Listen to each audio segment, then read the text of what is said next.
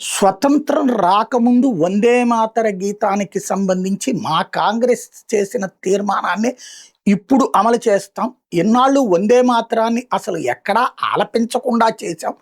అలా ఆలపించేటటువంటి వందే మాతరాన్ని తప్పనిసరి చేస్తూ ఆలపించాలని ఎట్లాగూ ప్రభుత్వం చట్టం చేసింది కాబట్టి ఇప్పుడు ఆలపిస్తాం. కానీ ఆనాడు మేము ఎంత ఆలపిద్దాం అనుకున్నామో ఆ 2 చరణాలే ఆలపిస్తాం, మిగతా చరణాలు ఆలపించమంటూ కాంగ్రెస్ పార్టీ ధైర్యంగా అనాలా, నిస్సిగ్గుగా అనాలా, ఒక తీర్మానం కాంగ్రెస్ పార్టీకి సంబంధించినటువంటి జాతీయ కమిటీ, అందులో సోనియా, రాహుల్, ప్రియాంక, మల్లికార్జున్ ఖర్గేల సమక్షంలో చేసిన తీర్మానం నేపథ్యంలో భారతీయ జనతా పార్టీ జాతీయ కార్యవర్గ నితిన్ నబీన్ నాయకత్వంలో జరిగినటువంటి మీటింగ్లో రివర్స్ తీర్మానం చేసింది. వందే మాతరాన్ని ఇలా అప్పీజ్మెంట్ కోసం ఆగటం ఏంటి, పూర్తి స్థాయి పాట పాడటానికి సంబంధించి కావాలని చెప్పి, అది ఈ దేశ స్వతంత్రానికి కీలకమైనటువంటి వందే మాతర గీతాన్ని ఆలపించకూడదనడం ద్వారా అహంకారపూరితమైనటువంటి ధోరణి, తమదైనటువంటి